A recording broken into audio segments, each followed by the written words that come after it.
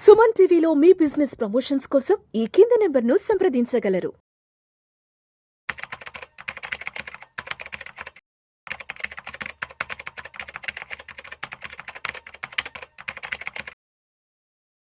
అందరికీ నమస్తే. ఈరోజు మనము most important topic but the most neglected topic retirement planning గురించి మాట్లాడుకుందాం. రిటైర్మెంట్ అంటే ఏంటి? మనము 30-35 సంవత్సరాలు 40 సంవత్సరాలు కష్టపడి పిల్లల గురించి ఫ్యామిలీ గురించి బాగా కష్టపడి డబ్బులు సంపాదించి వాళ్ళ అవసరాలు అన్నీ తీర్చిన తర్వాత మనకు రెస్పాన్సిబిలిటీస్ అన్నీ తగ్గిన తర్వాత ఒక మంచి ప్రశాంతమైన జీవితాన్ని గడపడాన్ని రిటైర్మెంట్ ప్లానింగ్ అంటాం. ఇది ప్రశాంతమైన రిటైర్మెంట్ ప్లానింగ్ ఎప్పుడు జరుగుతుందంటే దాన్ని ప్రాపర్గా ప్లాన్ చేసుకుంటే అది వీలవుతుంది. సో 2 సినారియోలు ఊహించండి. మన పేరెంట్స్ చాలా కష్టపడ్డారు. సో మనల్ని పెంచి పెద్ద చేశారు. సో వాళ్ళ లగ్జరీల గురించి ఎప్పుడు కూడా ఆలోచించలేదు. కానీ ఇప్పుడు వాళ్ళు రిటైర్మెంట్ అయిపోయి వాళ్ళకు డబ్బులు అవసరం అయి ఉంటే మనల్ని అడగాలంటే ఎంత హెసిటేట్ చేస్తారు. 1-10 సార్లు ఆలోచించి వాళ్ళకు అవసరం ఉంటే డబ్బులు అడగాల్సిన సందర్భం ఉంటుంది. మనం కూడా అలాంటి సిచ్యువేషన్లో ఉందామా? లేదా రిటైర్మెంట్ అంటే సెకండ్ చైల్డ్హుడ్ లాంటిది. మీరు ఊహించండి, చిన్నతనంలో మనం చిన్నగా ఉన్నప్పుడు ఎటువంటి బాధరబందీ లేకుండా, గతం గురించి పెద్దగా పట్టించుకోకుండా, భవిష్యత్తు గురించి పెద్దగా ఆందోళన చెందకుండా వర్తమానంలో మనం ఎంత హ్యాపీగా ఉండేవాళ్ళము. ఏదన్నా ఆట ఆడుకుంటే ఎటువంటి బాధరబందీ లేకుండా మనం హ్యాపీగా ఉండేవాళ్ళం. సో అలాంటి హ్యాపీనెస్సే మనకు రిటైర్మెంట్ తర్వాత రావాలి అని అంటే ప్రాపర్గా ఒక ప్లాన్ చేసుకుంటే అది మనకు సాధ్యమవుతుంది. సో రిటైర్మెంట్ ప్లానింగ్ ఎందుకు అవసరం? సో దానికంటే ముందు ఇప్పటి వరకు మీరు చాలా వీడియోలు చూసుంటారు. రిటైర్మెంట్ ప్లానింగ్ కాన్సెప్ట్ గురించి చాలా వీడియోస్ చూసుంటారు. కానీ చాలామందికి ఒక కన్ఫ్యూజన్ ఏముంటుందంటే రిటైర్మెంట్ ప్లానింగ్ యాక్చువల్గా ఎలా చేసుకోవాలి, ఎలాంటి ఎక్స్పెన్సెస్ ఉంటాయి, ఎన్ని సంవత్సరాలు చేసుకోవాలి, రిటైర్మెంట్ తర్వాత ఎన్ని సంవత్సరాలు మనకు రెగ్యులర్గా ఎక్స్పెన్సెస్ గురించి మనకు ఎక్స్పెన్సెస్ ఏమైతే ఉంటాయో రిటైర్మెంట్ తర్వాత రెగ్యులర్ ఇన్కమ్ ఎన్ని సంవత్సరాలు రావాలి, కార్పస్ ఎంత కావాలి, ఇవన్నీ కూడా డౌట్స్ ఉంటాయి. సో ఒక ఆర్గనైజ్డ్ వేగా సిస్టమాటిక్ వేగా ఈ ఇన్ఫర్మేషన్ అంతా ఒకే చోట దొరకదు. సో మనం ఇప్పుడు ఏం చేస్తున్నామంటే సిరీస్ ఆఫ్ ఎపిసోడ్స్ చేసి complete retirement planning guide or complete retirement planning మీద మీకు అవగాహన ఇచ్చే విధంగా మనం ఈ ఎపిసోడ్స్ చేస్తామన్నమాట. దాదాపు ఒక 4-6 ఎపిసోడ్స్లో మనం ఇది చేస్తామండి. ఈ ఎపిసోడ్స్ అన్నీ మీరు ఫాలో అవుతే ఖచ్చితంగా మీకు రిటైర్మెంట్ పట్ల పూర్తి అవగాహన ఉంటుంది. మీరు ఏ విధంగా ప్లాన్ చేసుకోవాలి, యాక్చువల్గా ఇన్వెస్ట్మెంట్ ఆప్షన్స్ కూడా ఏం అవైలబుల్ ఉన్నాయి ఇండియాలో మార్కెట్లో మీరు ప్లాన్ చేసుకోవడానికి, ఏమేమి మిస్టేక్స్ చేస్తాము, మిస్టేక్స్ ఎలా అవాయిడ్ చేయాలి, ఇవన్నీ విషయాలు కూడా మీకు తెలుస్తాయి. సో మనం రిటైర్మెంట్ ప్లానింగ్ ఎందుకు చేసుకోవాలి? సో మీరు ఒక 20-30 సంవత్సరాల క్రితం చూసినట్టయితే, 20-30 లేదా 40 సంవత్సరాల క్రితం చూసినట్టయితే లైఫ్ ఎక్స్పెక్టెన్సీ అనేది చాలా తక్కువగా ఉండేది. చాలామంది ఒక 18-20 సంవత్సరాలకే వాళ్ళు జాబ్లో కానీ కెరియర్లో కానీ జాయిన్ అయ్యేవాళ్ళు, ఉద్యోగమో వ్యాపారమో మొదలుపెట్టేవాళ్ళు. సో 55 కాదులేండి, 60-65 సంవత్సరాలు కూడా వర్క్ చేసేవాళ్ళు. సో వర్క్ చేసిన తర్వాత రిటైర్మెంట్ అనేది ఓన్లీ ఒక 5-10 ఇయర్సే ఉండేది. ఎందుకంటే లైఫ్ ఎక్స్పెక్టెన్సీ 65-70 సంవత్సరాల వరకే ఉండేది. అంటే వాళ్ళు దాదాపు 40 సంవత్సరాలు పని చేస్తే పోస్ట్ రిటైర్మెంట్ లైఫ్ 5 సంవత్సరాలు 10 సంవత్సరాలు ఉండేది. కానీ ఇప్పుడు ఏమైపోయిందంటే హెల్త్ ఫెసిలిటీస్ బెటర్ అవ్వడం వల్ల, స్టాండర్డ్ ఆఫ్ లివింగ్ బెటర్ అవ్వడం వల్ల మన లైఫ్ ఎక్స్పెక్టెన్సీ అనేది పెరిగిందనమాట. ఇప్పుడు ఇండియాలో యావరేజ్ లైఫ్ ఎక్స్పెక్టెన్సీ ఎంత అంటే 70 సంవత్సరాలు. ఇది అంటే అందరూ 70 సంవత్సరాలు జీవిస్తారని కాదండి, ఇది యావరేజ్ అనమాట. సో కొందరు 40 సంవత్సరాలే జీవించవచ్చు, యాక్సిడెంట్ వలన ఏమైనా డెత్ కావచ్చు, కొందరు 50, కొందరు 60, కొన్ని డిజీజెస్ వల్ల కొందరు తొందరగా కూడా చనిపోవచ్చు, కొందరు 80, 85, 90, 95 సంవత్సరాలు కూడా జీవించవచ్చు.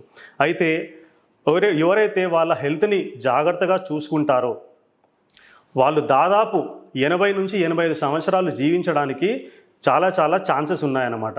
సో అందుగురించే రిటైర్మెంట్ అంటే పోస్ట్ రిటైర్మెంట్ ఏమైతే ఉంటుందో, సపోజ్ మీరు ఉదాహరణకి 60 సంవత్సరాలకి రిటైర్మెంట్ అవ్వాలనుకుంటే, సో పోస్ట్ రిటైర్మెంట్ లైఫ్ ఒక 10 ఇయర్స్ 15 ఇయర్స్ ప్లాన్ చేసుకుంటే సరిపోదండి. అట్లీస్ట్ ఒక 25-30 సంవత్సరాలు ఖచ్చితంగా ప్లాన్ చేసుకోవాలి. The biggest risk in life is not death అండి, డెత్ కాదు, out living retirement income, out living retirement corpus. ఉదాహరణకి ఎవరైనా నేను 75 సంవత్సరాల వరకే జీవిస్తానని చెప్పేసి వాళ్ళ కార్పస్ ప్లాన్ చేసుకొని డబ్బులు కూడా పెట్టుకున్నారనుకోండి, 75 సంవత్సరాల తర్వాత ఇంకొక 5 సంవత్సరాలు 10 సంవత్సరాలు వాళ్ళు జీవిస్తే వాళ్ళ పరిస్థితి ఏ విధంగా ఉంటుంది అనేది ఆలోచించండి. సో అప్పుడు డబ్బు సంపాదించడానికి ఎనర్జీ ఉండదు, ఇన్కమ్ కూడా ఉండదు, జీవితం చాలా దుర్భరంగా మారుతుందన్నమాట. అందుగురించే పోస్ట్ రిటైర్మెంట్ అట్లీస్ట్ ఒక 25 నుంచి 30 సంవత్సరాలు ప్లాన్ చేసుకుంటే మంచిది. 85 సంవత్సరాల వరకు ప్లాన్ చేసుకుంటే మంచిది. చాలామందికి ఇది విడ్డూరంగా అనిపించవచ్చు. మీరు చూడండి, డెవలప్డ్ కంట్రీస్లో యుఎస్ కానివ్వండి, యూరోపియన్ కంట్రీస్ కానివ్వండి, ఆస్ట్రేలియా కానివ్వండి, జపాన్ కానివ్వండి, ఈవెన్ చైనా కానివ్వండి, అక్కడ చాలా లైఫ్ స్పాన్ అనేది అట్లీస్ట్ 80 సంవత్సరాల పైగానే ఉంటుందన్నమాట. సో భారతదేశంలో కూడా మన లైఫ్ స్పాన్ పెరుగుతూ ఉంది. ఎప్పుడైతే హెల్త్ ఫెసిలిటీస్ బెటర్గా ఉంటాయో మన లైఫ్ స్పాన్ కూడా పెరుగుతూ ఉంటుంది. సో లైఫ్ ఎక్స్పెక్టెన్సీ ఇంక్రీజ్ అవుతుంది కాబట్టి ఖచ్చితంగా మనం ప్రాపర్ రిటైర్మెంట్ ప్లాన్ చేసుకోవాలి. దాదాపు రిటైర్మెంట్ తర్వాత ఒక 25-30 సంవత్సరాలు మనకు రెగ్యులర్గా ఇన్కమ్ వచ్చే విధంగా ప్లాన్ చేసుకోవాలి. రెండవ కారణం, protect your post retirement life style. So మీరు 35 సంవత్సరాలు 40 సంవత్సరాలు ఉన్నారనుకోండి, ఇప్పుడు మీరు 40 ఇయర్స్ అనుకోండి, ఒక 10 సంవత్సరాల క్రితము మీ స్టాండర్డ్ ఆఫ్ లివింగ్ ఏ విధంగా ఉండేది ఆలోచించండి. అప్పుడు స్టాండర్డ్ ఆఫ్ లివింగ్ బెటర్గా ఉందా, ఇప్పుడు స్టాండర్డ్ ఆఫ్ లివింగ్ బెటర్గా ఉందా? ఖచ్చితంగా ఇప్పుడే మీ స్టాండర్డ్ ఆఫ్ లివింగ్ బెటర్గా ఉంటుంది. ఎందుకంటే గత 10 సంవత్సరాల్లో మీ ఇన్కమ్ ఇంక్రీజ్ అయి ఉంటుంది. సో మీ ఎక్స్పోజర్ బెటర్ అయి ఉంటుంది. సో మీ మెచ్యూరిటీ లెవెల్స్ బెటర్ అయి ఉంటాయి. So me standard of living కూడా బెటర్ అయి ఉంటుంది.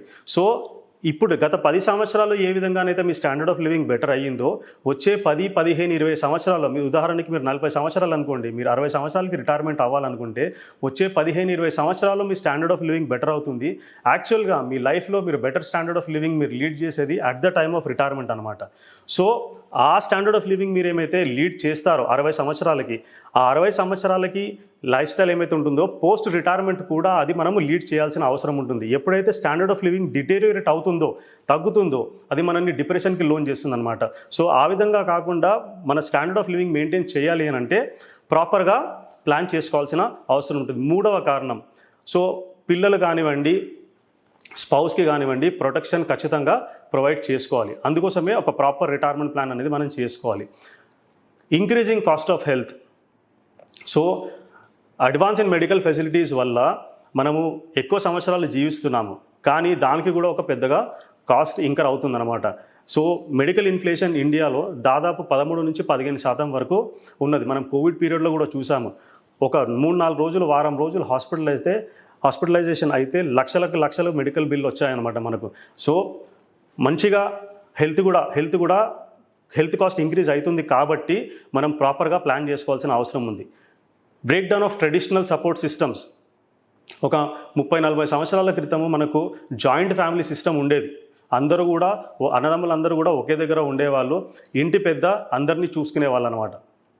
సో ఫాదర్ ఆ ఆస్తి పిల్లలకు రాసిచ్చేవారు అండ్ పిల్లలు కూడా పేరెంట్స్ని మంచిగా చూసుకునేవాళ్ళు. ఇప్పుడు ఆ జాయింట్ ఫ్యామిలీ సిస్టమ్ లేదు. వేరే కారణాల చేత అది బ్రేక్ డౌన్ అయిపోయింది. న్యూక్లియర్ ఫ్యామిలీ సిస్టమ్ అయ్యిందనమాట. ఎవరి భవిష్యత్తు వాళ్ళే చూసుకోవాలి, ఎవరి రిక్వైర్మెంట్ వాళ్ళే చూసుకోవాలి. సో ఈ కారణం చేత కూడా రిటైర్మెంట్ ప్లానింగ్ అనేది చాలా important. Following interest rate scenario.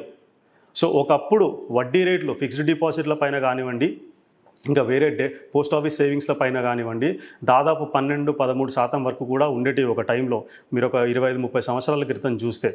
So ఇప్పుడు వడ్డీ రేట్లు కూడా చాలా తగ్గిపోయాయి, కానీ ఇన్ఫ్లేషన్ పెరుగుతూ ఉంది. సో వడ్డీ రేట్లు మనకు ఇప్పుడు మీరు బ్యాంక్ డిపాజిట్లలో చూసుకుంటే 7-7.5% ఉంటుంది. పోస్ట్ ఆఫీస్ సేవింగ్స్లో చూసుకుంటే అదే కూడా 7.5-8% వరకు మీకు వేరే డిపాజిట్స్ పైన మీకు ఇంట్రెస్ట్ రేట్స్ ఉంటాయి. కానీ ఆ ఇంట్రెస్ట్ ఏమైతే వస్తుందో దానిపైన మన ట్యాక్స్ కూడా కట్టాలి. సో ట్యాక్స్ కట్టిన తర్వాత ఇన్ఫ్లేషన్ మీరు తీసేస్తే నెగిటివ్ మనకు రిటర్న్ వస్తుంది. సో ఈ కారణం చేత కూడా ప్రాపర్గా ప్లాన్ చేసుకోవాలి. సో ఇన్ఫ్లేషన్ చాలా పెద్ద రోల్ ప్లే చేస్తుందండి. ఉదాహరణకి inflation is a devil, unknown devil. మనకు తెలియకుండానే మన డబ్బుని హరించుకుపోతుందన్నమాట. సో ఇన్ఫ్లేషన్ ఏ విధంగా ఉంటుంది అనేది మనం చూద్దాం. ఉదాహరణకి మీరు పట్టణంలో ఉండొచ్చు, పల్లెటూరులో ఉండొచ్చు, లేకపోతే హైదరాబాద్ లాంటి సిటీలో ఉండొచ్చు. ఒక మంచి స్టాండర్డ్ ఆఫ్ లివింగ్ కావాలి అని అంటే, నేను ఇంతకుముందు చెప్పాను కదా, ఎవరైతే ఇప్పుడు 40 సంవత్సరాలు ఉన్నారో వాళ్ళ స్టాండర్డ్ ఆఫ్ లివింగ్ గత 10 సంవత్సరాలకి ఇప్పటికీ బెటర్ అయి ఉంటుంది.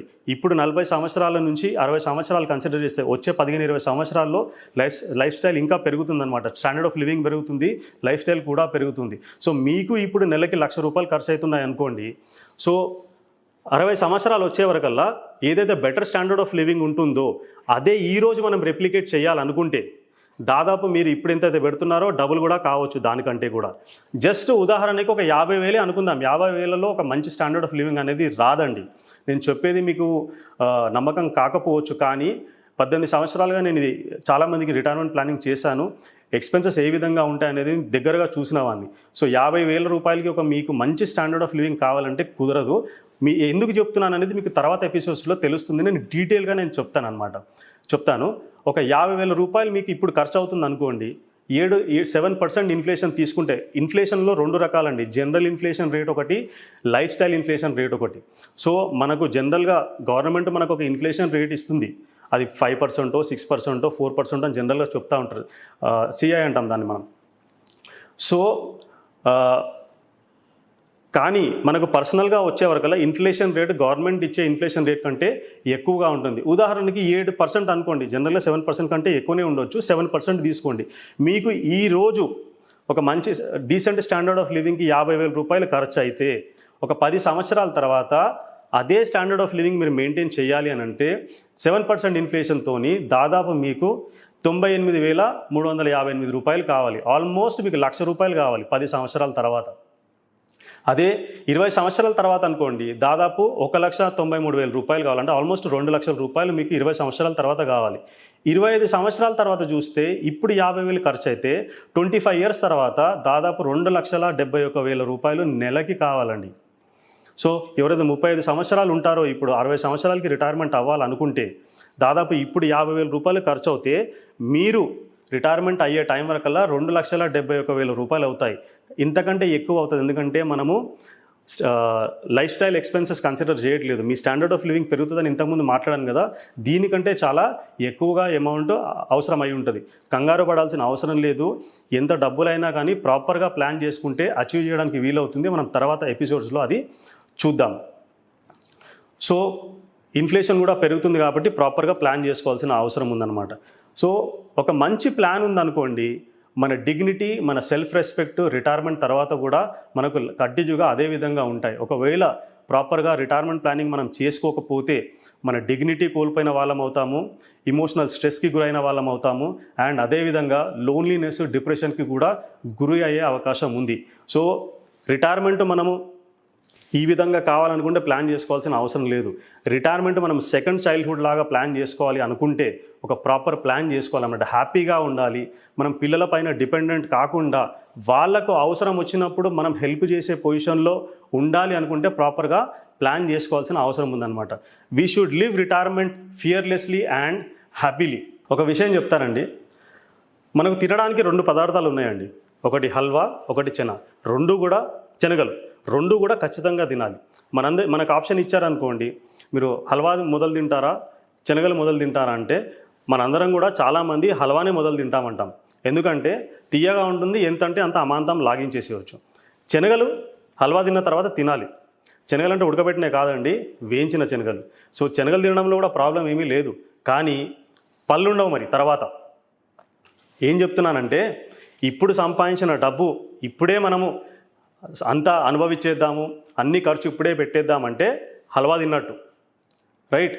సో కానీ తర్వాత మనం శనగలు తినాలి. శనగలు తినే టైంకి మనకు పళ్ళు ఉండవు.